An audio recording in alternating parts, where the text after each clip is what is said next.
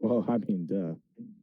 Hello and welcome to the Tuesday night 7 p.m. Eastern Twitch stream for Adventure Highways Sleuths in Waterdeep. My name is Blake Komar and I am the dungeon master for this game. I'm excited to present our cast for you today. First and foremost, we're gonna start from left to right, top to bottom. We have Sarah. Why don't you introduce yourself and tell us about your character? My name's Sarah Massa, and my character is Carlotta Tealeaf, also known as Carl. She is a halfling gunslinger who is just getting wrapped into this group who are absolutely insane, and she's starting to feel the crazy. Good. It makes sense that she's starting to feel the crazy. It's Yeah. fair, but it's still hurtful. um, Next to Sarah on our list, we have Kyle. Why don't you tell us about yourself and your character? All right, I am Kyle Lawson playing Brogan Naked Eye, the world's greatest PI slash pimp slash sleuth slash everything of every realm he's ever been to, at least in his head. Yeah, a legend in his own right, in his head. We'll get down to just below Sarah on our viewing screen. We have Nick. Why don't you tell us about yourself and your character? Hey, my name's Nick. I play Steve Froman, deli manager extraordinaire, who happens to be a barbarian in his spare time. And he's just along for the ride with this group. He's a very average dad guy who's gotten tossed in the ring with all of these actual heroes. Very true. Heroes. There it is. Yeah. Yeah. Parentheses, very average quotes. It's true. Yeah, average. We're like your direct to DVD heroes. Yeah. No big screen time for us. No, zero big screen time. No big endorsement deals here. Yeah, it just never worked out just the right way. It never went right at any turn, and then all of a sudden the DVD's been put out. We now have next to Nick, we have Brittany. Why don't you tell us about yourself and your character? Hi everyone, my name is Brittany Ripekama. I play Zari, the Bowsmith Artificer, and she's just questioning how she has been the only one to remain in this group for so long. True. Don't know how you've A, stayed alive, or B, remained in the group, or C, kept some semblance of sanity dealing with this madness that is ensued so far. The forever cornerstone and institutor of the "you will wear pants in the house" rule. I'm never gonna forget that. You must wear pants. As an artificer, also, if anyone ever in Waterdeep had needed if any of your neighbors needed a washing machine repaired or a toaster oven repaired, as an artificer, you would always be the first call, which was really just a testament to your character. So let's get into business. Starting with a slight recap, our adventurers had found themselves in Waterdeep when a catastrophe happened, sending them to the land of Limbo. They found themselves in Limbo, getting saved by the Gith Zerai, befriending, of sorts, I guess, the leader, Master Splinter of the Gith Zerai, in which they were able to, at a certain point, find that they would be able to get back to the material plane from Limbo if they were to go to Ysgard, find the gods of Ysgard, and essentially beg to get back or find a way to get back in Ysgard. And Master Splinter came by when the city became and I was thinking about this last week. It was like the whole city became under attack by the monodrones, duodrones, and all the drones, and he was just like, "Peace, I'm out." Like, it just ran really into was. another plane with you guys. Really did. Yeah. Like, I killed those people. Let's go. Yeah. He also gave me an awkward below the robe hug, and I did not enjoy it. No. Hashtag humble king. For you. Enjoyed yeah, exactly. You enjoyed it. Definitely enjoyed it. Yeah, he had an affinity for no shoes and his infinity pool. And Brogan apparently. You find yourselves in Muspelheim, one of the layers of Ysgard. It's a plane of existence that is volcanic, with you're walking on a cavernous ground, and as you look above your head, you see that there is a flowing river of lava that is moving. And as you followed it, you had an adventure in which you stealth past a fire giant walking, and you are continuing to follow the river as uh as Master Splinter is walking with you all, acting like he kind of knows what's up, or at least. And as you all walk, you all start to go into some kind of daydream sequence. What does it look like for you guys? Well, so if Steve's in a daydream, he's going to be daydreaming about being in a deli, and he's got like his, he's got like his like deli apron on, and he's taking orders, and people are just lined up out the street. There's all kinds of awards up on the wall for his amazing cold cuts, his sausage that he makes by hand. Argyle is there, who also has a robe on, like off the front, hanging off the front of his head, and he's running the slicer like with his mouth, like back using his long neck as a horse to run the meat slicer. And I'm just taking orders left and right, and then like an assistant pops in and says, "There's a phone call for you." And so I pick it up, and it's Sliced Magazine, the premier cold cut magazine of the world. And they'd like to, have an interview with me. And I kind of casually say, like, guys, you're constantly calling. I don't know how many times I've told you, don't directly call me. You've got to talk to my agent. And I rudely hang up on them and go back to doing orders. And that's then I kind of come out of it, and I'm back with you guys. And all of a sudden, you feel somewhat stronger because of this. It was almost like having direction and drive gave you a sense of purpose, and you I like feel it. stronger. What you guys, as you're on this long journey, day or so journey, just walking through Muspelheim, uh, what does it look like for the rest of you guys as you start to daydream off? All right. Well, I guess for Brogan, he's daydreaming back to the amazing time he had doing totally legal drugs at the gym with his buddies, Bronco and all of his friends. And he's just sitting there. He's pumping iron. He's having a great time. Everyone's cheering for him because there's this big powerlifting competition. Brogan wins every event. And then at the end of all the events, he gets a call from Phil telling him the police need his help. And as soon as he shows up, you just see him heroically standing over everything as the super sleuth that he is. And at the end of it all, for some reason, he has to pick other things up, and he just feels great about that. He lifts some rubble, saves some lives. PM 207 comes out of nowhere and boops out a ticket that says, "You are the greatest sleuth ever in Waterdeep." And I hang it on my fridge at home. My mom tells me I'm great. That's awesome. I love how in this daydream, everything you're doing to save the day involves you lifting, like just ultra buff lifting. Totally not monk-like at all. I'm just like, yeah. And you're totally legal Mexican pharmaceuticals. Yeah. Exactly. Pimp outfit and all. It's like, wait, this car is on this old lady, or this cart has run over this old lady. Let me lift this cart. Oh no, this rubble has fallen on this person. Let me lift this rubble. Like you just keep going and lifting things. I can't help it. Stuff just falls down near me, so I pick it up. Love it. As Carl or Zari, what was your daydreams like?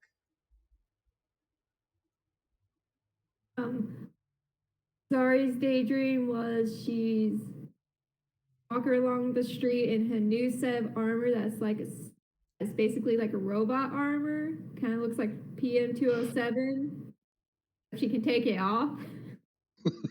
AAA by her side walking down the street. All of a sudden, Zord, the mega transformer monster, comes out and attacks, and she and AAA are going at it. Hero to and dog against the Megazord, going pow pow pow. As you've gotten into, have you actually grown in size? Like, do you both grow in size over the city and become a giant robot? Like, I love it as a giant robot battle ensues. That's awesome. An artificer's dream, a giant robot battle. Love it. And Carl, what does your daydream look like? So Carl's back on her farm. and she's taking care of the horses, of course. And she's just like petting them all. And then her wife comes in and starts petting the horses with her, and they're cleaning the horses. And just when you don't think it could get any better, she sees her farming nemesis, probably like another halfling or something like that. And he gets kicked by a horse and into a bunch of horse poop. And she's just like, yeah, son of a bitch, yeah. Watching your enemy get kicked by a horse always makes you feel better. Yeah. And as you all come out of these daydreams, you all start to feel stronger and better as our characters had leveled in our off time. And as Sweet. we're walking through, you realize you're feeling tired. You can't tell if it's day or night or whatever time it is. But you are noticing that two things. One, you're getting to the end of this rock, and as you're looking, it's almost like you were in limbo. You look, you see the end, and you see almost like this volcanic yellow as a background to everything that you're looking, and you see giant volcanic rock, like just like you're standing on, floating, as they are all just floating islands that are bumping against each other, and some are melding, some are breaking into pieces, some are flying. You can literally see this kind of as you walk out to this almost clearing area, and you look, and as it's getting closer and closer to night, you see that probably from the distance you're gauging, in about 10 hours or so, another floating rock is going to be coming your way. Same thing with a lava stream above your heads. Same kind of thing, cavernous area. But you're kind of gotten toward an edge where you're looking over into almost an empty space of just colored, almost volcanic color. I look over at Steve Froman and I go, Steve, I see a bunch of floating rocks again. See if you can make Argyle talk. Yeah, I'm gonna try to I'm gonna actually try to wish and see if I can get use chaos magics to try to make Argyle talk again and see if that is forthcoming.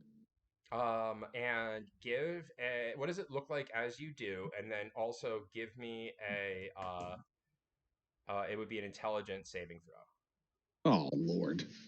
Oh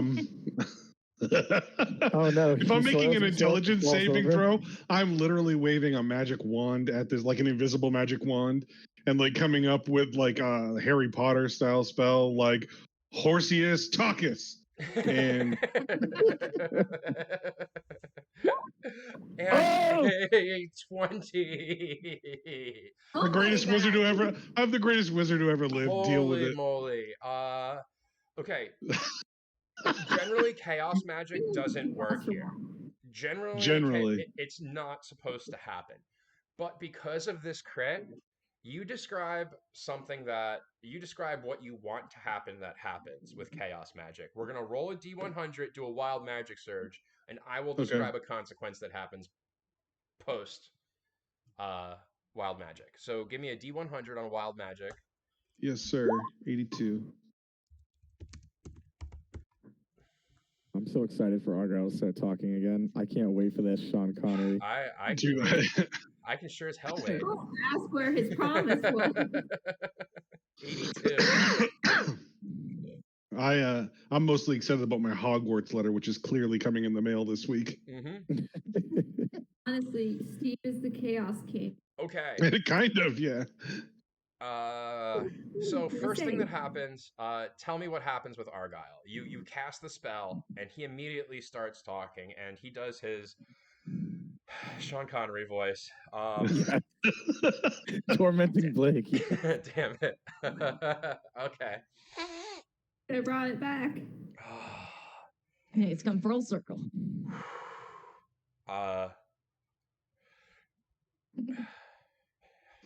I was told I'd be dead by this point. You're not dead, big guy, and I'm going to give him like a big pat on his neck. Like, why would you ever say that? And I'm going to glare over at Brogan naked eye and like put myself between the horse and him. And then I'm going to say, I'm going to like look at these guys like, did you guys see that? I am clearly the greatest chaos wizard that has ever lived. I'm just going to I think I really missed my calling.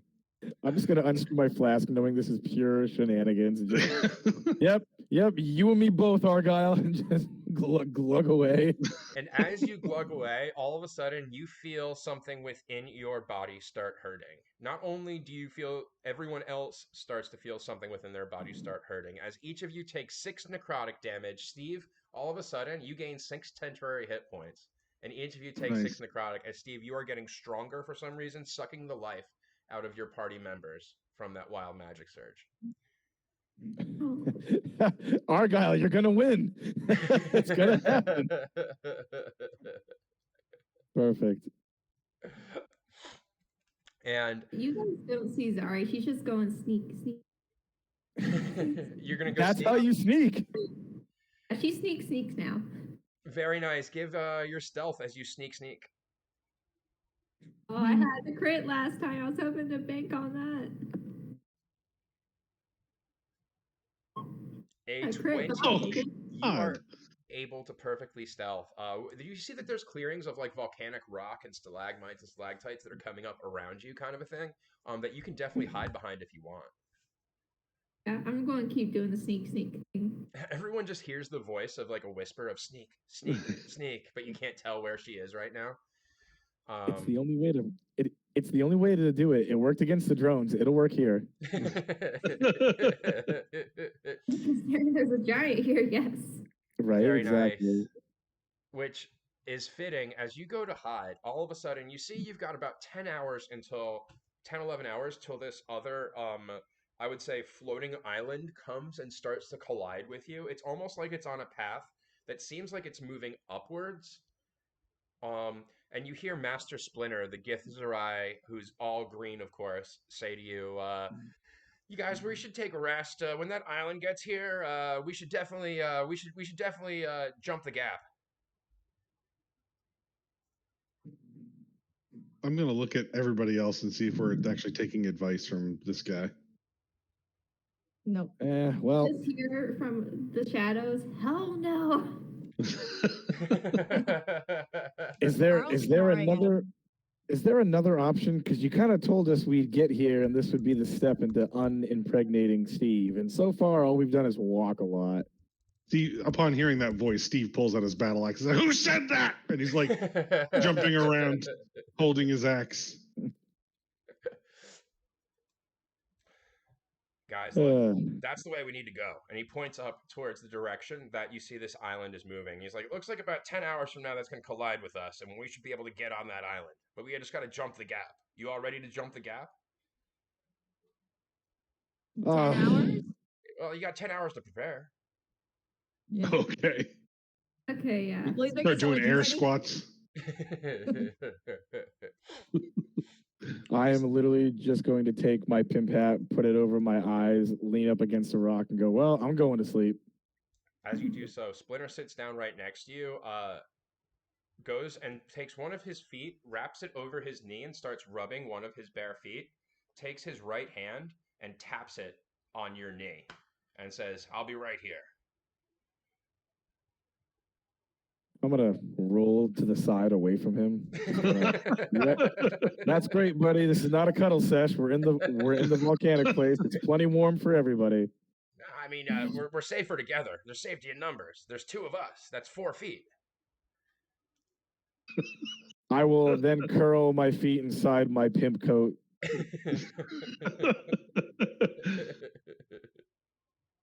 Steve is also gonna settle in for the night and get Argyle to settle in. He's got Argyle on suicide watch at this point as well. After Argyle. As you go to sleep, do you just tie his hooves down like he's in one of those hospital beds? No, because I want Argyle to be happy, and honestly, Steve is upset that he has a suicidal horse now, and there's nothing that he can do about this until we can get this horse properly medicated. Look, like I Make sure it didn't has do something that. on it that it can hurt itself with. They don't sell Xanax or anything like that around here. I can't help my horse. Well, probably not in horse size either. It's not going to be a Xanax. It's going to be a Xanax. We'll make it work. I mean, I have the giant bag of steroids, and he seemed to accept those last time. So that reminds me, I definitely got to revisit the steroids. Steve, Algal lays down next to you, Steve, and says, "All right, I'm gonna catch. Oh God, I gotta do the Sean Connery voice. I thought I Yeah. was done with this. Not with natural 20s, you're not. No, it's the ABCs of D&D. Always be critting. I like that. I'll be right here, Steve, and know that I wait for my dreams. In my dreams, I am free and I can fly." And puts his head down slowly at your feet. I mean, I appreciate it. I'm going to pet his neck. Like, Steve obviously cares greatly about his horse, despite some things that he maybe made him do previously that you all witnessed, electrocuting the horse, making the horse try to jump over lava, all that stuff. Steve didn't see when I turned Argar into a battering ram and then a magic It's carpet true. and then a Pegasus. All three of those things were probably very scarring, minus the Pegasus part, which probably wasn't bad. As you all lay down to sleep, Zari, do you stay hidden? If I can to sleep, yeah, and I'll have AAA keep watch. That's Can awesome. we make a perception snap? Can we make a perception check to see if she snores in the you're night? actively looking for her. For sure. If there's a snoring ghost. Yeah, it's like a sneak, sneak, sneak, sneak, sneak, sneak, sneak, sneak. No, you're not able to tell. It's just an echo through Got the nothing. Sneak, sneak, sneak, sneak, sneak. Kyle. Brogan can tell with a 19 on your perception. You can tell the direction of where she's at, but you don't know exactly where she's at. She's safe. That's good enough. Going back to sleep and rolling my feet away from creepy Master Splinter. I love that he's adopted you. Well, you were the one who gave me a hug in the infinity pool back in Limbo, you know? It was a forced hug. That was a non-consensual This is hug. really unfair. Non-consensual hug from Creeper who follows me, and Steve Froman gets a horse that talks like Sean Connery. Who also hates life, to be fair. It's not the best relationship. I didn't do that to him, man. You can't pin that on me. You did encourage him by saying you would kill him. Well, yeah, but then Steve came back and he didn't want me to. I mean, I told him I would have kicked his little horsey self off the Gifts of Rye Palace. So Carl, as everyone's starting to go to sleep, what actions do you take? What do you get up to? I think Carl's gonna keep watch for a little bit. Because it's probably not great if we're all falling asleep, especially if there's fire giants around. Okay. So she's just gonna keep watch and fiddle with her gun a little, and yeah. How long are you gonna be keeping keep an watch? eye on? What was it? How long are you gonna be keeping watch? Master Splinter said 10 hours until the island hits. Yeah, and 5 hours. I'll do it even. 5 hours? Yeah. Okay. Well, you also see AAA just patrolling the campsite. This 200-pound metal golden retriever just trotting around, kind of a thing. German Shepherd, but yes, he doesn't German get Shepherd. exhausted. Sorry, yeah. He doesn't get exhausted, so he's just patrolling the campsite while everyone rests. Love it. As he's patrolling the campsite, I'm gonna roll real quick just to see kind of how to randomize this encounter slightly. Uh-oh. If there is an encounter. It sounds like a sure thing encounter. No, you already spoke wrong. Yeah, he rolled DM 2 slipped. dice. Now I am very afraid. DM nip slipped. So as you guys end up going to sleep, some of you are polishing the gun. Give me a perception check. Some of you, I'm just imagining now all of us sitting around Carl's gun, being like, "Yeah, Carl, great. perception. Great. Steve, I think you'll be sleeping, right? Yeah. Well, you said all of us do a perception check. So no, sorry, my bad. I was stumbling on words and doing it terribly. In your sleep, I'll give it to you with sleeping, give you a disadvantage, but yeah. I'll roll myself at disadvantage and then AAA. Yeah, if you want to roll it while sleeping, you can have it at disadvantage because you're not necessarily cognizant, but you're alive, you know. Wait. I needed an ABC there. Yeah, the ABCs of D&D. You just didn't get there. Didn't try hard enough. Was really what happened. It's really what it was. It was a lack of effort. Yeah. I was dreaming about Like, Bronco, man. I'm still sad. So a 9, a 6, a 9, a 3. The important perception, though, is Carlotta Tealeaf gets a 22 on her perception. As you hear footsteps running towards you. It sounds like leaps and bounds style footsteps, and it's coming down the same path you had come from. And it's not just footsteps. It sounds like in the distance, it is rumbling footsteps.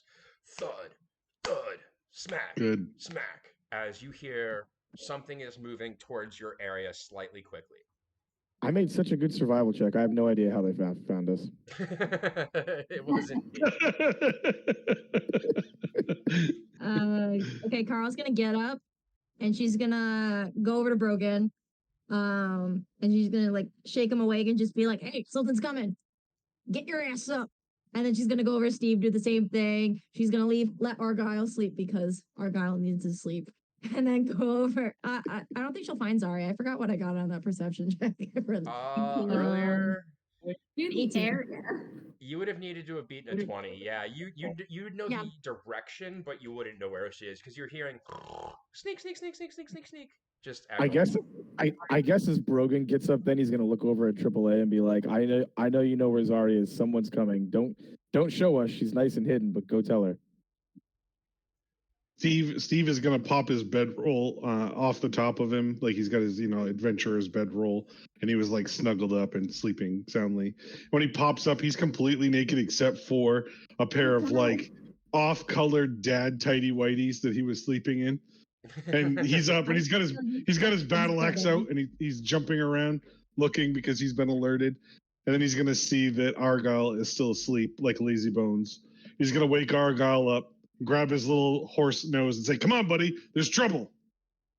And as Argyle looks up at you, he says, being the horse of this warrior is equivalent to being a snake of a plumber." And he just lays back down on the ground. Can you, Steve, use a strength check to actually pick up the horse Yeah, you again? can definitely do so. No, I'm gonna. While he's doing that, I don't deal with lazy around. horses. I carefully look around and make eye contact with Carl and hopefully Steve. I don't know where Zari is. And I go, shh. And I hold my finger up to my mouth and I point at Master Splinter if he's still asleep. Because if we can leave him and jump to the next thing, we're leaving him. Let's do it. So, this happened 5 hours into your sleep. So, Carl, you were about to go to sleep. You have not slept yet. So you have not had any sleep yet. You will actually gain 1 level of exhaustion, Carl. At this point. Okay. As you have Still the best cowboy in this party, even exhausted. Still I the number promise. 1 cowboy in the party, Literally, though. Wyatt Earp, Deadeye, every shot. Yeah. Still the number 1 cowgirl in the party. I'm a sharpshooter too, so it's gonna get even better. Very nice. Did I manage to pick Argyle up with a 17? With a 17, were able to get his front legs up, and he's like, "All right, let's do this thing." It seems like the ground is shaking. I'm gonna hop up on him, so now like I'm an underwear berserker with a battle axe on top of my horse, ready to go. Nothing makes me happier than the fact that you're doing that in off-colored tidy whities. I'm gonna look over and be like, Argyle, don't worry, they were that color when you bought them. That's true. I mean, hold on, wait. Or you're the BVD. You said you were Yeah, it might be true. It might be true. Argyle's not gonna know the difference. The BVD berserker. It's the subclass. He wakes up, sees all this, and it's just like, I'm in a nightmare. And just continues to hide. That's right. Steve was never around for the pants rule, so he doesn't follow it. Yeah, that's true. Steve is trying to keep you all safe, and he'd appreciate it if you'd stop making fun of him. Out from behind a rock, you hear, see rule number 1, always be pants. Oh my God. Zari needs to build a little flying rule sheet that just follows us around out of the monodrone pieces. That just says like rule number 1, you have to wear pants. Rule number 2, like all the way down through. It just needs to fly with a little monodrone wings behind us. So if Like anyone a spell scroll, like a homunculus. exactly, don't Yeah. look at my feet. Like Whenever whatever. someone breaks the rules, the rule sheet will actually fly to them and hang in front of them. So Yeah, like right in front of their face. Person like Can you allow real quick? I have gems. I could just quickly warp a homunculus and send it out. We can retcon that you set up a homunculus if you want. Yeah. I want this. I want this so bad. Yes, Yeah. sorry. Yes. All right, Zari just sends out a homunculus, and you just see rule 1: wear pants. The Oath of Rule Breaker homunculus. It's It's a little paladin. yeah. Yeah. Oh yeah, little paladin just. I'll flying put out a by. homunculus sheet and give you the character on it, because as you are standing there, you see about 60, 70 feet away from you now is a fire giant, not the one that you had seen prior, but a female fire giant, has a sword on her shoulder, is about 20, 25 feet tall, and is now running, following your tracks all the way towards this edge. And if you look behind you, you see a drop off into the chasm of nothingness. You see in front of you, she is there. DM, that's impossible. I rolled survival, and I am the greatest sleuth to ever exist. There is no way she followed us. This is pure chance. Don't lie to Brogan. Your survival, I think, was an 8. First of all, that is a Brogan 8, which is a 20 to everyone else. Only one she wouldn't know is Zari because she rolled nat 20 in stealth. Yeah, so you would still be hidden per se. As it rolls up to you, it takes its sword off of its shoulder, and it says to you, "Concede." All right, the 10th dentist should have preferred Crest. I concede that you're taller than me. And I kind of like hold my hand up, like, oh great, like yeah, you're tall. It points its sword at you and says, "Last chance, concede." I kind of look over at the rest of the party. What are we conceding to? I don't know any of these rules. Do you want him? And I'll point at Master Splinter. You can have him. That's a concede. we That's will fine. pay you if you want to take him. We will pay you to take him. And as he's still sleeping, sitting there, he's like, "Not feet." Turns back over, right onto his other shoulder. Yeah, I'm like, you can have him. Like, this is totally okay. You need a human sacrifice? Go right ahead. Is he human? He's Oh, just very awry. good. He's He gets humanoid. awry, but yep, it's still humanoid. Yeah, exactly. You're splitting hairs at that point. Yeah. Yeah. You hear he snorts again and slaps his arm back towards Brogan's ankle and says, "Quiet down, I'm still sleeping." And goes right back to sleep. As it points, it says, "Concede." Do Is you that the know only other word words? you know? Yeah, Yeah. seriously. Do you know other words? Like what? This isn't a conversation. What am I conceding to? It lunges Tell at me, the and maybe party, I will. sword Oh, out. fair enough. This bitch. As she lunges at the party, sword out. Roll initiative. I'm in my I guess- underwear. We were sleeping. Seriously, you're about to be attacked by the underwear berserker. You did this to yourself. You did this. You brought this on yourself, and you The have nobody BVD else. Battle Axe Berserker. Ooh, beat everyone on initiative. Here we go, baby. Where's my initiative?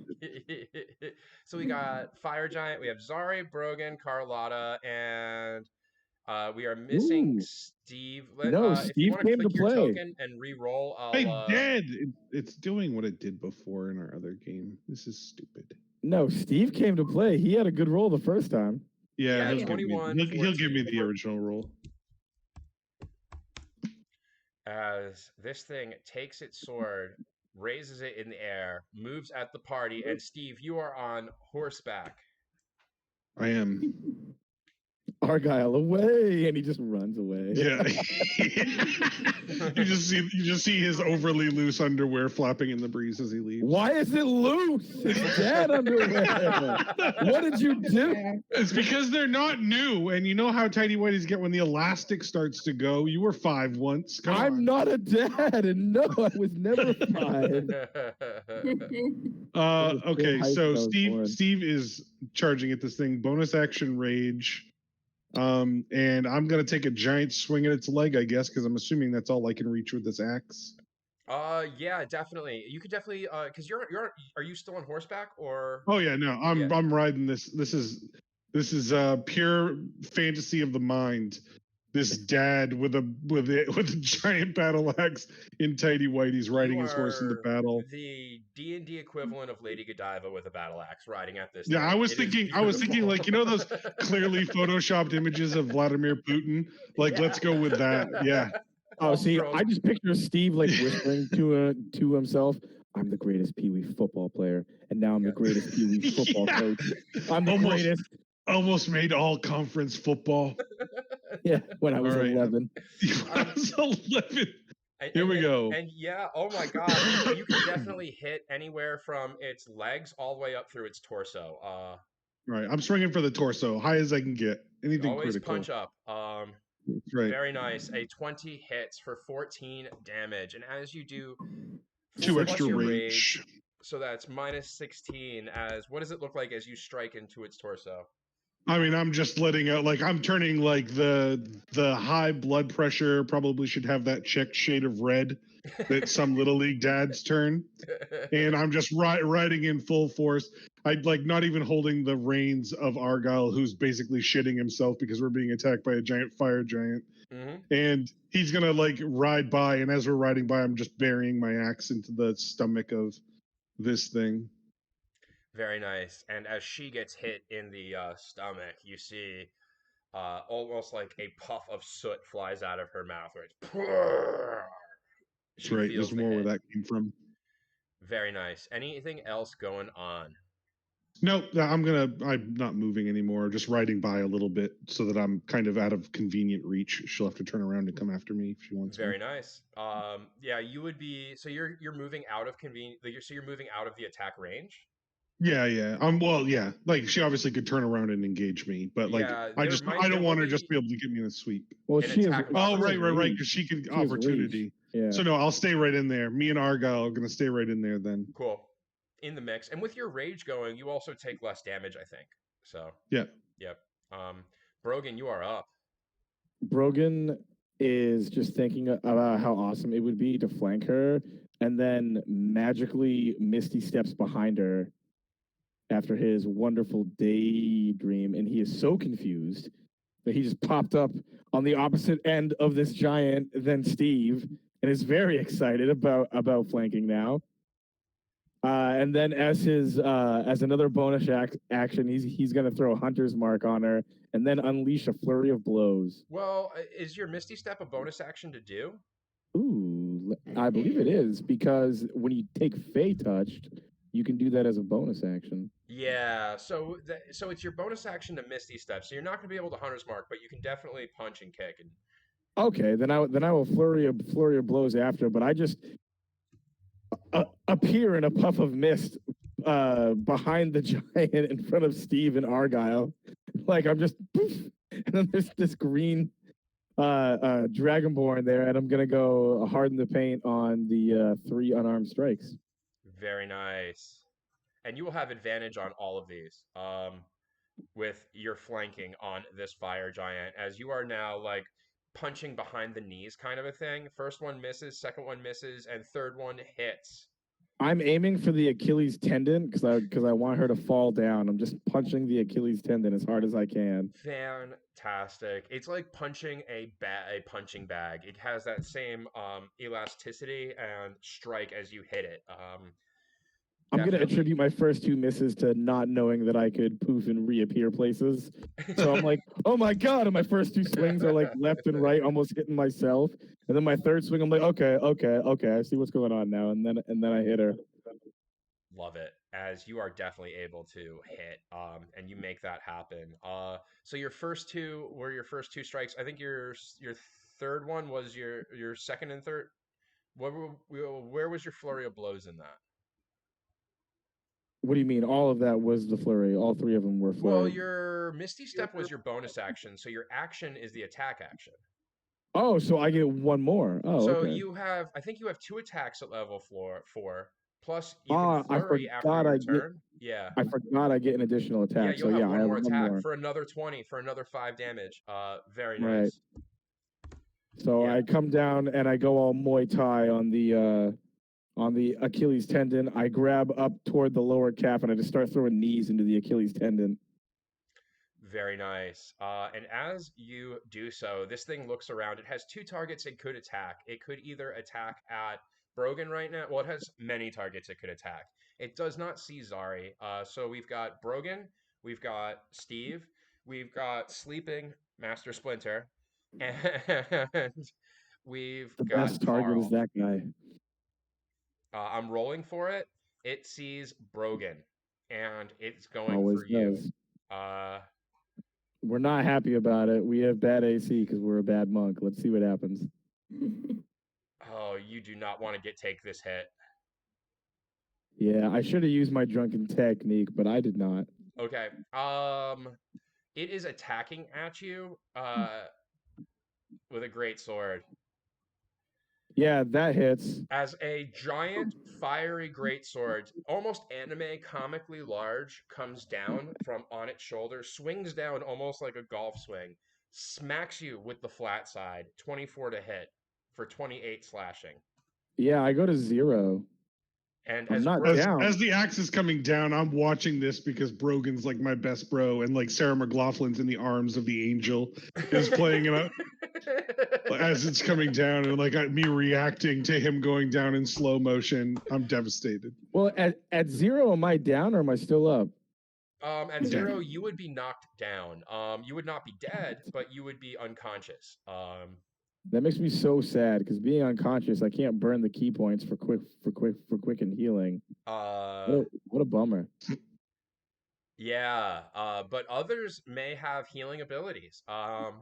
Well, so yeah, she hits me, and I'm just imagining. So she has a sword, right? Yeah, So giant like anime style sword. I'm like doing the whole like Muay Thai on the knees, and I just envision the giant like slashing behind me, and it literally just like hits my entire side, and I'm just like laying there on the ground now, like bleeding profusely, like sad, like my tongue's hanging out. I look like a big pile of crap. Love it. As it swings down, literally, and you get hit to the side, knocked almost outside of the flanking range as this one strike golf swings you to the side slightly, and you are now on the ground unconscious. I'm gonna roll a perception real quick for Master Splinter. See if he I'm wakes pretty up. sure with an attack roll like that, the plus is almost enough to just hit me flat out. +7. Okay, I have a 12 AC because I have no wisdom. I'm a bad monk. So yeah, 75% chance to get hit. Yeah. The chances of me feeling bad were pretty good there. He's gonna percept. He perceives what's happening on the ground. He looks over, and he goes, "Oh my God, Brogan, no!" Damn it! He's gonna be so relieved to find out your feet didn't get hit. Yeah. Exactly. And he runs over to you, grabs you, and as an action, grabs you and pulls you away from the fray of what's going on. And there will only feet, baby. It saved me. Only feet. Yeah. Well, that's the thing. He looks at you, and it's like if you're on the ground and he's looking at you from his distance, clearly it's feet and then you. It's like you have to see past them to. Exactly. Only feet saves the day again. He loves you. Well, I don't think he loves you. Probably. He has a feeling. And as this greatsword swings down at him as a reaction, it hits for 31 damage. He will bonus action expeditious retreat as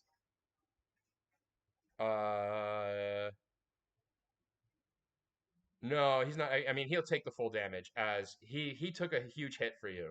He took the 31 damage. Great. Now I feel bad about trying to get rid of him. As he pulls you over to the rock he was sleeping at, and it's kind of like now your body is laying there. He fell backwards. You kind of have been pulled up with your head on his shin/knees as he is starting to tend to your wound. Zari. I can't even complain. I'm dead. Almost. I'm gonna stay hidden. I do not want to engage in this fight. I'm staying hidden. So you stay hidden. You're watching it go down. I'll command AAA to run up and help everyone, but I'm not going anywhere. I'm hiding. So how's he gonna? Right. You just yell, "Go help them!" No, he went to come find me. So, Yeah, I had told AAA to go find her because I knew trouble was coming before I very handsomely took a wonderful sword to the face. So he's now scratching at the rock you're hiding behind, going ruff ruff. yes. So I'm going to go like, go help, Ruff, ruff, as he's scratching at the rock you're hiding behind. Go help. I will help in a minute. This does not look as bad as I. As God, just abandoning us. If I wake up, I'm making a new rule. You don't leave the party. You're a total Boromir. Yeah, you're the worst. Boromir. No, okay. I'm assuming the broken is too far away from me. Oh, so I'm so glad I'm unconscious for this. This display. I'm just imagining the Emperor's New Groove scene. Da, da, da, da, da, da, da, and she's over there in the corner like, no one sees me, going full Gronk. Yeah. AAA runs over to Carlotta and nudges, like kind of at the crotch, kind of like nudges that he's there at her crotch, but like you're small, so it's like nudging at your crotch, butt crack, back kind of a thing. And as you notice, he points his head towards the giant and then points his head towards Brogan. And that's going to be the help action AAA gives, is the nuzzle to the back crotch and his head. Letting me know what's already happening. Great. It's okay. We got Wyatt Earp here. I mean, the giant's about to die. We got this. I had a completely different plan, but now I got to do something else. I was going to try and seduce the giant. You can still try. Make a constitution roll. I don't think it was going to work. Clearly, she's here for something else. Plus, she might not roll that way. So, who knows? You don't know. You don't know if you don't try. You roll not I get killed by this. I'll well, even then you'll be in good company. Won't even take your action. I would love to see it. All right. Oh, God. Let's see what happens. So Carla's gonna go up, still holding her gun, just in case, and she's gonna be like, "I concede to you," and like wink, because she's like, she was married for over 100 years, and then has been a widow for around 30. So it's been a while. And always had a secret thing for fire giants or something. Yeah, exactly. Really, like really into gingers. Give me a persuasion, but this is going to be at disadvantage given your level of exhaustion having not slept. I want this roll to either be so high or so low. Like, I don't want it in the middle at all. I want it to be one extreme or the other. 1 or a 20. From AAA, so it's evened out? It is evened out because he did give you the help action. Oh my God, yes. Yes. Persuasion check? Roll, Yeah, this fire giant looks over at you and with a 16 puts the sword slightly to the side. And you have a look of, this giant might like dogs, might like Subarus, like we could be down. And 16 is enough. Should have been horses in Subarus. Yeah. Like, damn it, DM. Yeah. You know, like there might be a possibility. It stops fighting, and you hear, "You look tired." Oh, that's like an insult to say to somebody. Yeah, she's not gonna take it the wrong way because she knows Brogan's dying in the corner. Yeah, he is. Just Like a champ. yeah, because I've been dreaming about you this whole time, and now I can't sleep because I Ooh. gotta find you. Solid follow up. Here, let me rub your shoulders. As she comes over and wants to start rubbing your shoulders with giant-sized maws. Like, we're talking, she's 20, 25 Like feet tall, sits you're down next to you, my clomps down, sword at her side, and starts slightly rubbing your shoulders. I just imagine like a cocoon, like we don't see Carlita anymore, and it's just like a weird, like yeah. rubby, I'm like. halfling. That's a fire giant. Her hand must be bigger than my entire body or Give a something. Constitution saving throw for what's going on here. Oh god. Oh god. Hey, Am I gonna die? we're not playing wandering fingers over here. Yeah, You as get a out of here, 20, fire you hold giant. up just fine. As it actually feels really good for how exhausted you are.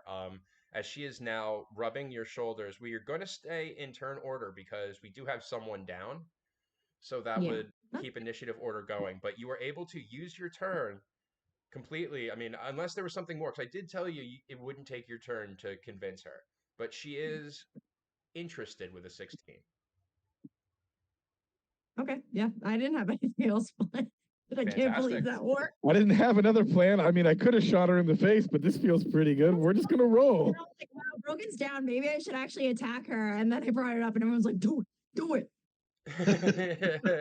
Steve, you notice this fire giant sitting on a rock now rubbing Carl's shoulders. Do I notice that? You would have, yeah. This giant Oh, fire I giant. understand. Okay, so I understand what's going on. Yeah. My deli manager brain. Well, you would see it. It would look like it. Give a perception to see if you're picking up on it. Somebody has totally walked up to you and said, "Nice meat." Don't lie to me, Steve. You know what's going on No, right now. Steve seems to understand the play here. All right, Yeah.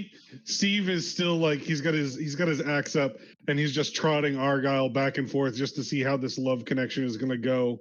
He's keeping his distance in case he has to like dad charge into this whole thing.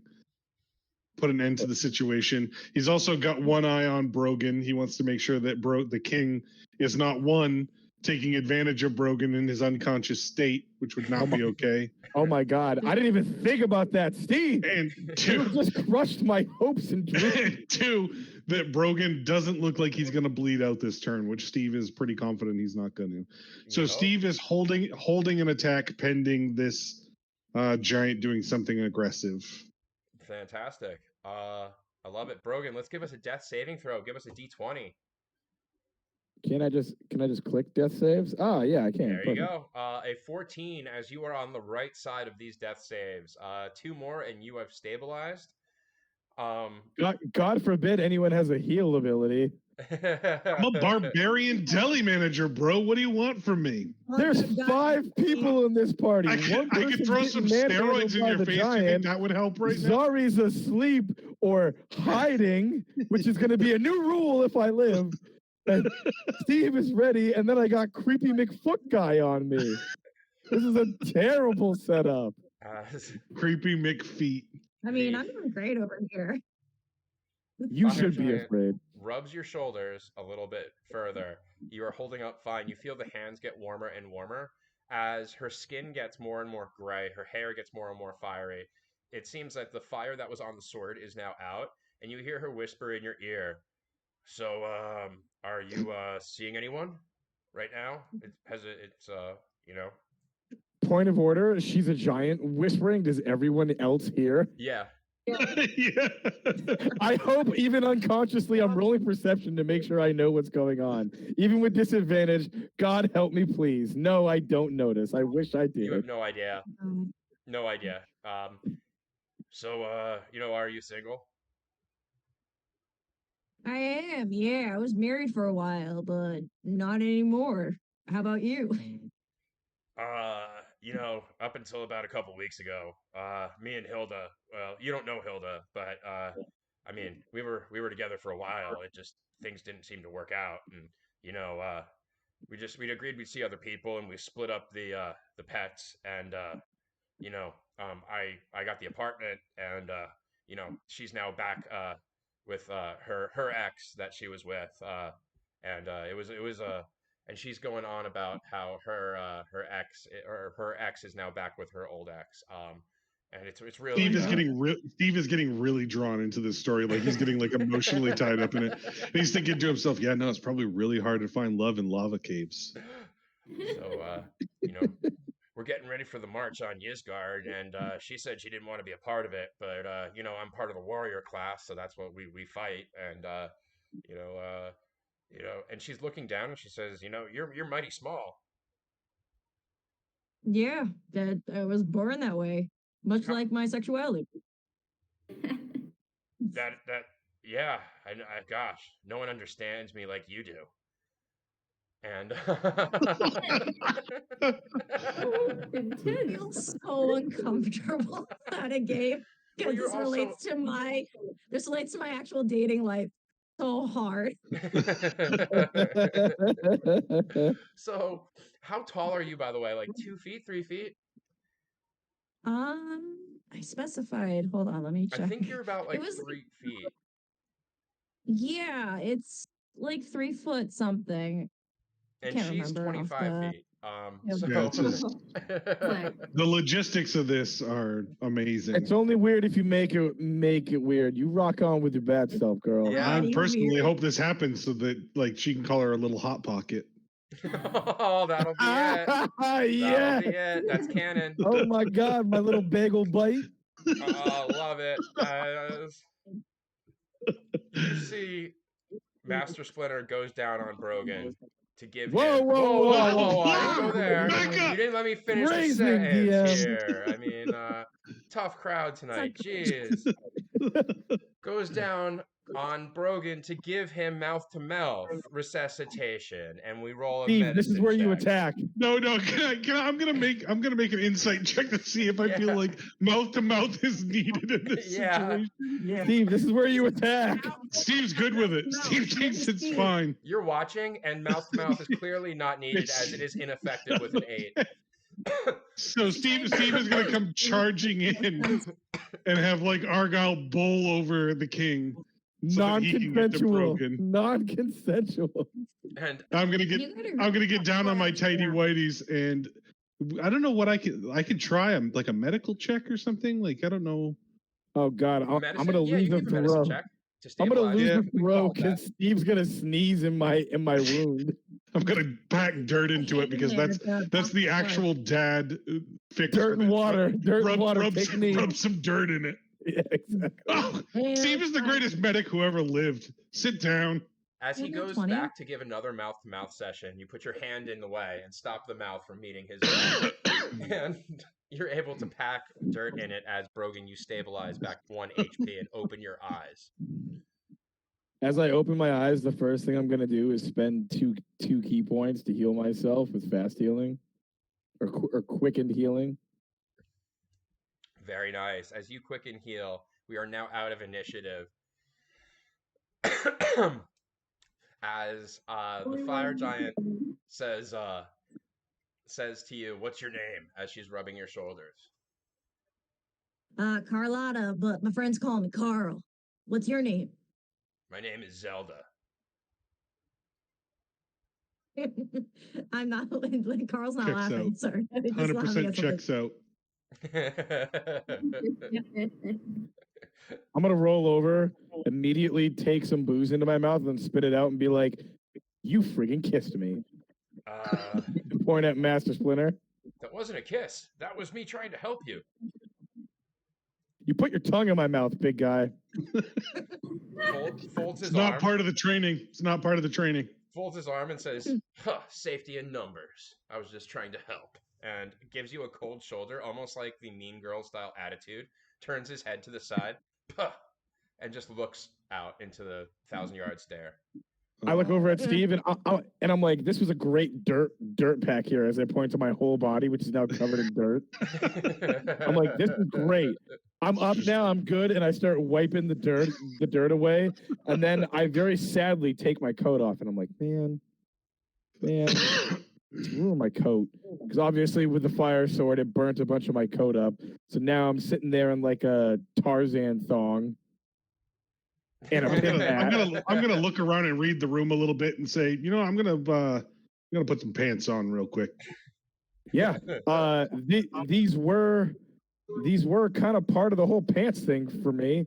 I'm like I got like these like hoochie dad shorts on now because the trench coat's supposed to cover most of it. So I'm sitting there in like these really small orange shorts, and I'm like, this is not how I imagine this going.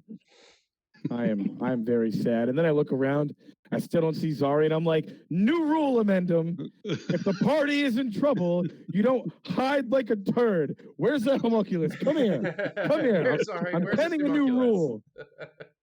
rule. The homunculus is just like it's just flying around, just going like, Zari not here. We'll get back to you in a second. Oh, you'll be back in 5 Zari's after inbox lunch. is full. Great lunch break. You I'm don't gonna even know if Zari woke up or not, okay? You don't know if she did. Triple A's running around. You can't lie to me. As you do I'm see a Triple super A, sleuth. you see he is scratching at a section of rocks, but you can't see what's behind the rocks per se. Like it's like you can tell he's in an area, but you don't know exactly what's behind Well, I knew the area because my perception was a 19. Yeah. So that's the area I'm yelling at. it. I'm like, I know you're over there, turd burglar. Everyone here is the worst. Argyle, I'm still with you. We'll kill ourselves together. Give me my tattered, broken cloak, and I pick it up off the ground, and I stuff it into a little pillow, and I lay down. I'm like, everyone sucks. I'm going back to sleep. Rubbing on your I will shoulders, go Carl. over at this point after hiding and actually give him a cure wounds.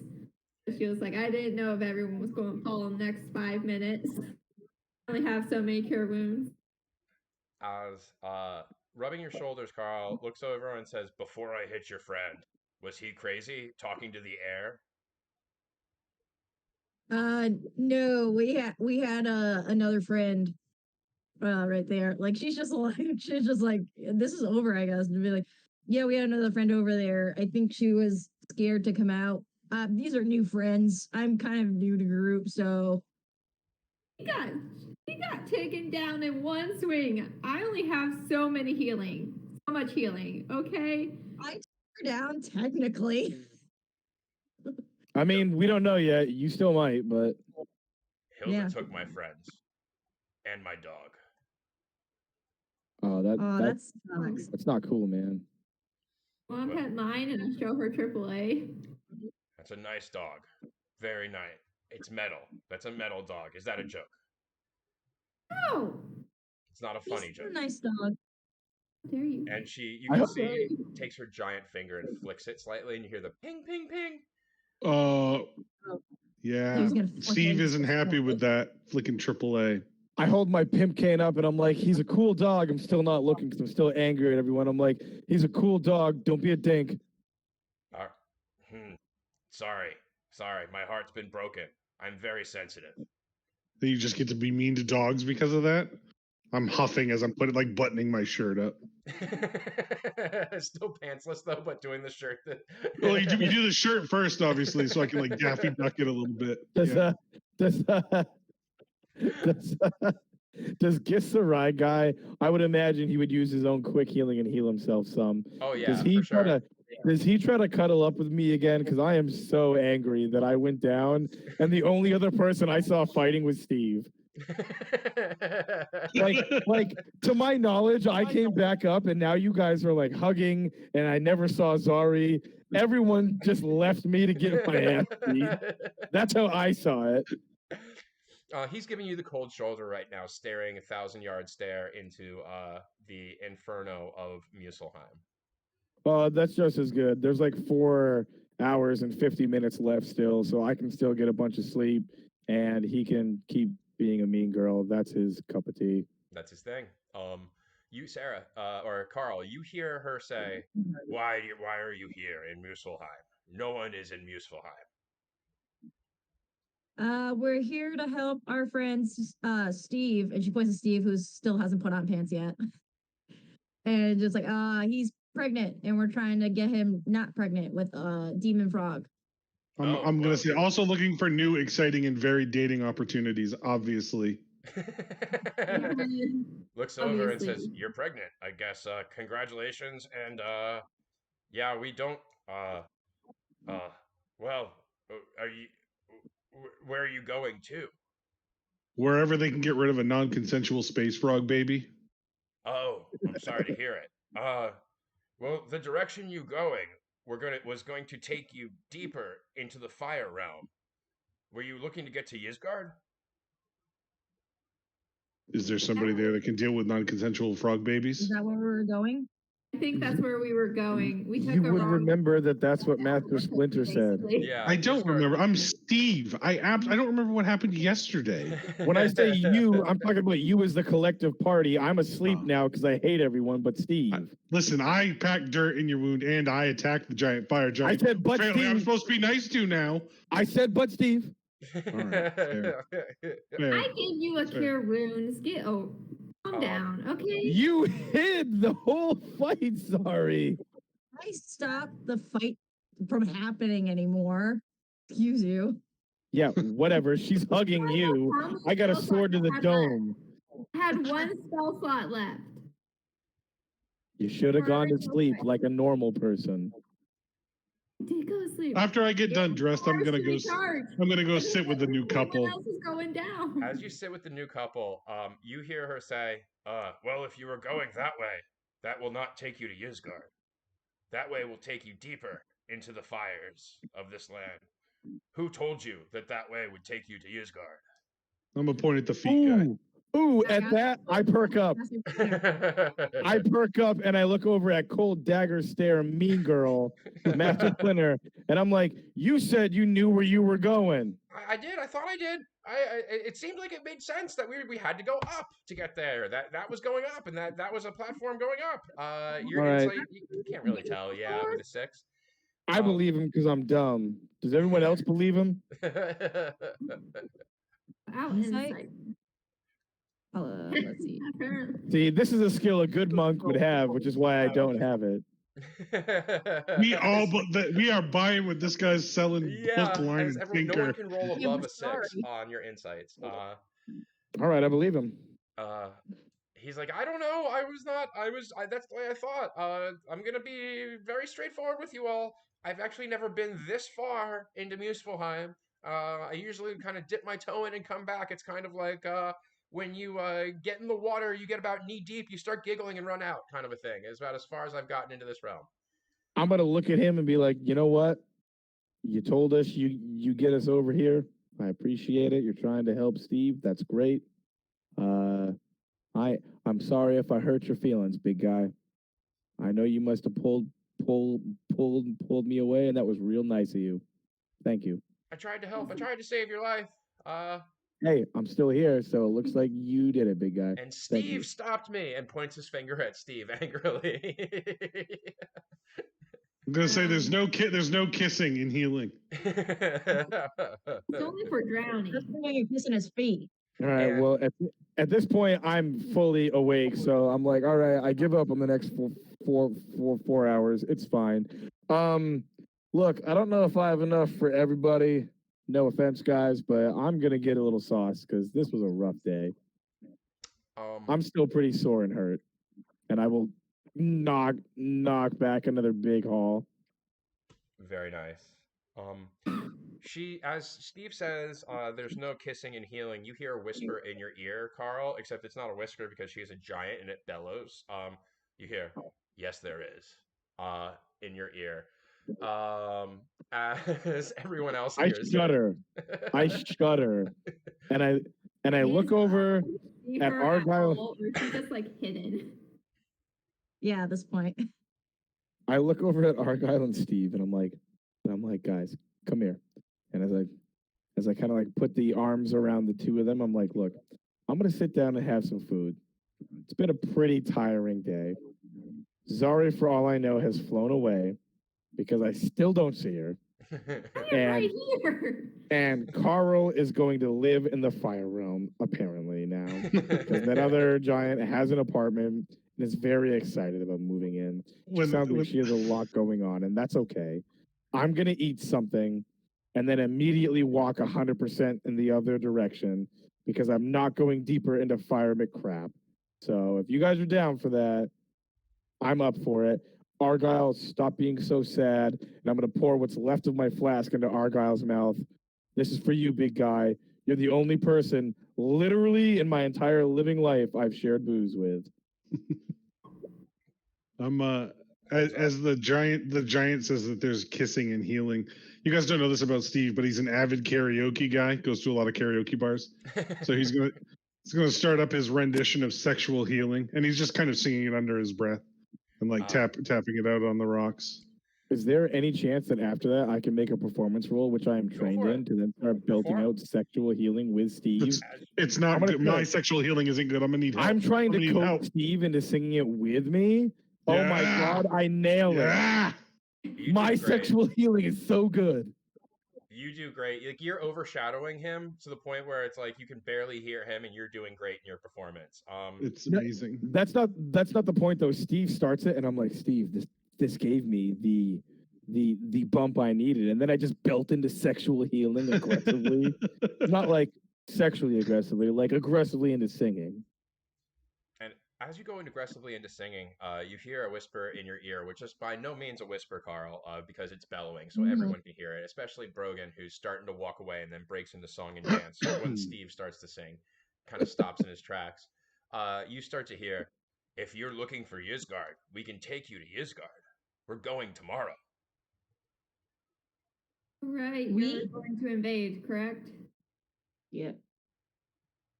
Well, we're going to Ysgard tomorrow if you're interested.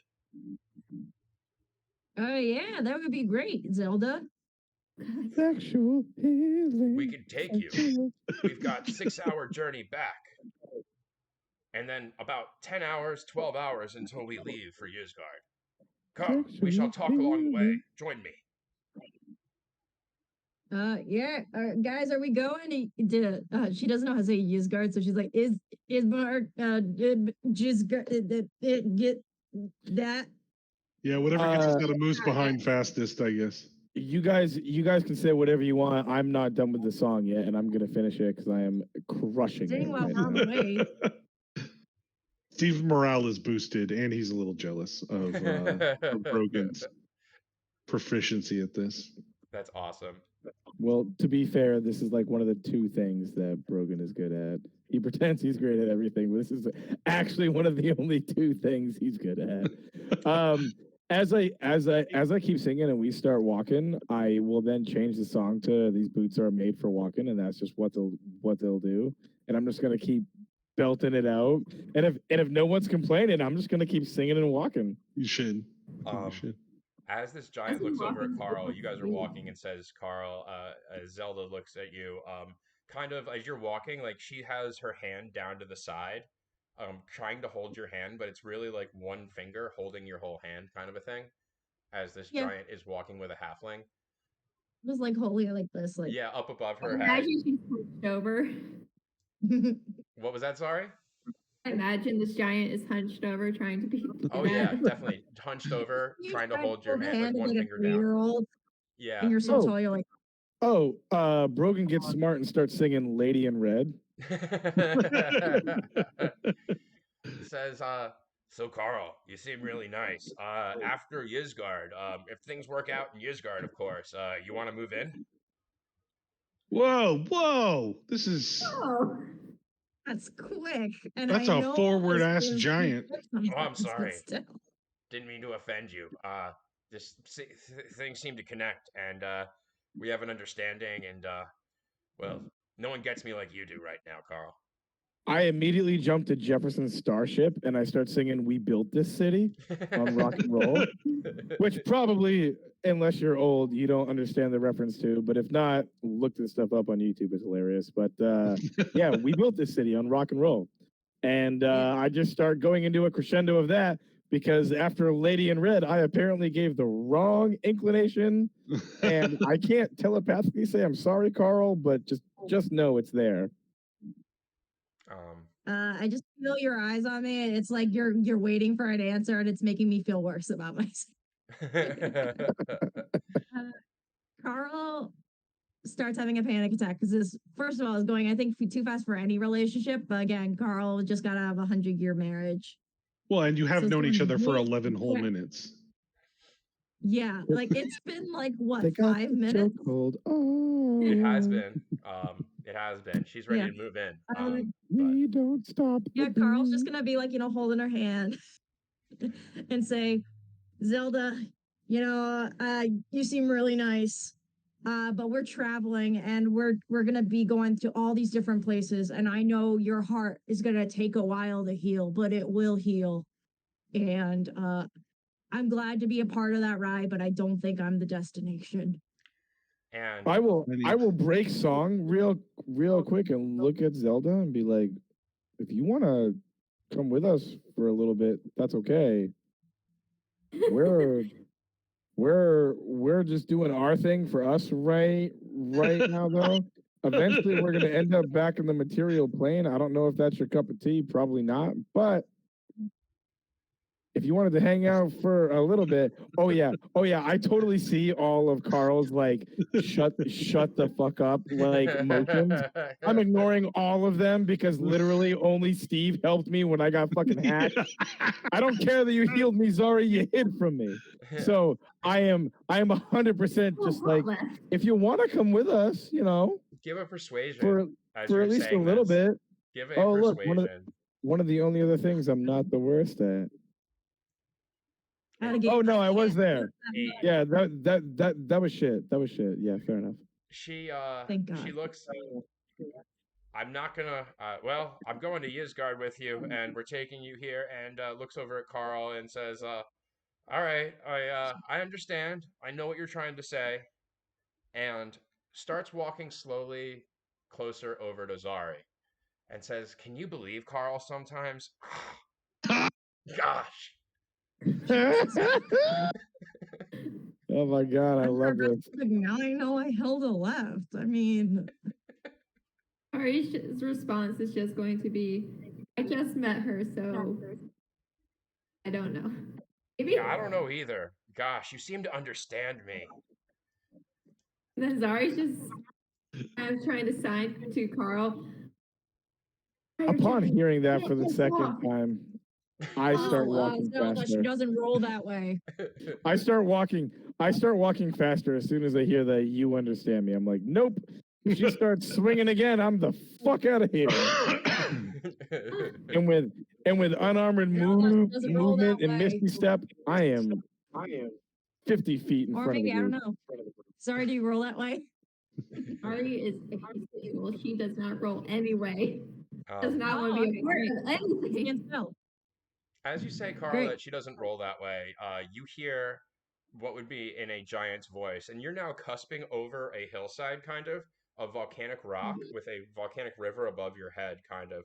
You now see what would be a volcanic city in front of you, as you hear an echo, not from Brogan singing, but from what he was singing before you built this city, now echoing through these caverns into this city, as you're looking at the city.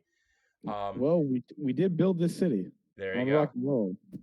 It is a volcanic rock city. As she looks over at Carl and says, "I'm sorry, I didn't hear anyone who had a traveling heart. By the way, Zari, if you guys want, you can stay at my place for the next 10 to 12 hours. After that, we'll take you into Ysgard. What do you like to eat?" I will, even though I'm 40 feet in front, point my finger up and be like, you know what? If you guys have any pork, I haven't had any bacon in a long time. I would love some bacon. Just throwing it out there if anyone cares. And I will happily sing again if that is predicated on the bacon. That was a good song you sang about rocks. Steve is worried about taking any invite from this chick, considering she's got a giant axe wound in her side that I provided. Yeah, which she ignored, Steve, and then dropped me in a round. I mean, not to be like that guy, but I mean, not well, really feeling in class here. To be fair, she saw a specimen of a man on a horse with a huge axe in tighty whities, and she just didn't want any of that smoke. I mean, on the other end of that, you farted in your underwear and tapped her in the belly. I mean, on the other end of that, I'm just throwing it out there. Steve has one mode. It's shard. That's really it. Yeah. They're all danger farts. Every one of them is a challenge fart. Yeah. I'm Look. just imagining all the food that she brings out is all burnt. So it's like, oh, we got chicken, we got potatoes, all burnt. Yeah, 100%. Everything is completely burnt, as her skin is even slightly ashen, as your hand, as you from where she had Is held it, kind of Is is there still. any chance that I can offer to cook instead? Um, With as being trained in brewer's supplies, I at least know a small amount, probably still not with a plus or even, but I God have knows cooking I will cook utensils better in than my she bag will. too, for what it's worth. And he has cooking between utensils. the Is two there a of you, possibility? yeah, Have she has purified food a and drink supply as of a what's ritual. called. Oh, go ahead. Was that Must sorry? have purified food and drink, and You that's could a definitely ritual. try. She has this thing I'm called done. fireweed that all of the food is made out of and seasoned. She doesn't have any meats or anything like that. They find this thing called fireweed all around this place. And it seems to be like catnip for fire giants in a way when they eat food. And they make all of their So, food and season it differently out of it. And what she would be said, the appropriate skill check for that? the skill, it would be your brewer's supplies with your wisdom modifier. So if you click on your brewer's supplies, and then it'll give you the choice of what mod. An 11. And you Can said you I have cooking. can I get a not advantage, but maybe a point or two from using the cooking supplies from Steve? You can have the help action to get a 19. It'll give you advantage. Oh, okay. Yeah. So you're Well, then able that to makes some make great food for us. what's called moss mead, what they call.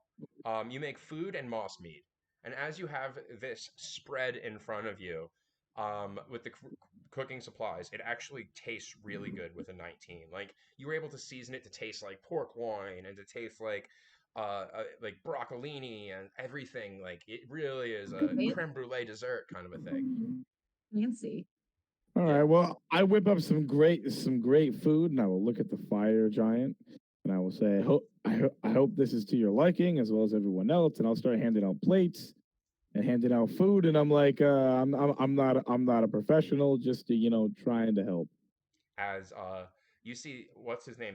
Master Splinter loads his plate completely. As he loads his plate, and he's sitting there using a spoon to eat. He goes, "Oh my gosh, you got to try this!" And then tries to spoon feed you, Steve, Brogan. I will say I made it. I know what it tastes like. I'm good. I will have my own plate. Believe it or not, this is not the first time I've done this. I'm quite the accomplished cook as well. Oh, you are very, very good. And then you say, Zari, you cast Purify Food and Drink on it? I can do it as a ritual casting since I'm out of spell slots. You can definitely do so. I'll have you roll me an Arcana for how successful it is, though. Okay, that's. I killed that roll. Wait, what? You don't trust me? That hurts my feelings. Well, Oh, I don't trust the food. I trust you. I don't trust the food. it's That's fair the enough. Fireweed with your 6 Arcana. I'm going to ask each of you to roll me a d10 as you are stuffing your faces. Yeah, fair I enough. was gonna ask about it too. I'm like, fireweed doesn't sound great. Which is fine for fire giants. Ooh, I got a 10. I crit. Which is either really that's good or what really that bad. was. It was a crit. Let me bring up my random carousal generator of what happens as the whole room starts to go wonky for everyone. I got a 1, for so the this is going to record, be great. For the record, I have damage resistance against poison as a you have resistance against green poison? Okay, I'll have dragonborn. everyone roll me a Constitution saving throw beating a 12, and you have advantage. Okay. Yeah, so everyone give me a con saving throw. Oh, you're fine, Steve. It's the best meal I've ever had. I have seconds. Zari, not good. Brogan is fine. So all of a sudden, Carl and Zari, the room starts to go wonky for you. It goes very wonky. I just got to roll a 20 real quick. For Splinter is fine too, and he's just stuffing his face.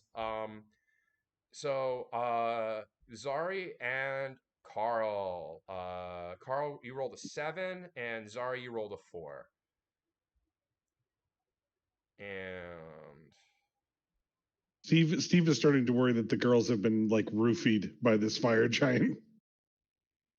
Oh, that's a legitimate concern. If Steve shares that with me, I am going to be very protective if Steve shares that. Bad with Zelda or something. That's what's gonna happen.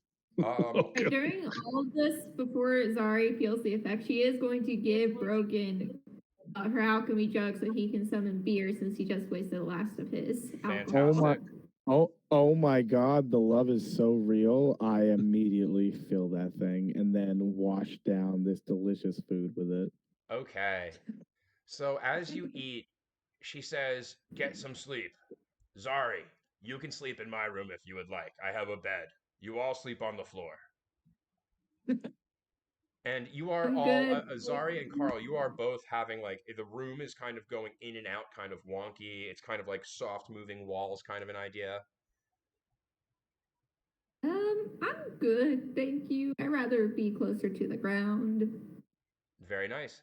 Give me I'm another already lying to you, Constitution saving um, throw, beating a 16, both of you. What was it? A Beating a 16. 16. Best of luck. Oh, Zari's in it. Very Sorry with nice. the As Zari is clutch. able to keep it together, Carl, you start to get a little slippy, and as you excuse yourself to go throw up outside of this fire giant's apartment, as you walk outside of this volcanic apartment building, you go to relieve yourself to go throw up as your stomach is not feeling well, Carl. Um, you all of a sudden, we will find what happens to you in just a second. Um, Is there any chance that we can roll perception to notice yeah, to that see if she Carl is wanders out, wandering sure. out? Yes, You don't Oh, please, see it. because not me, but Steve, you would drunk definitely girls see stick Carl together. wandering outside to go throw up. Same thing with Zari. As you're starting to come out of it, Zari, you would see Carl going outside to throw up.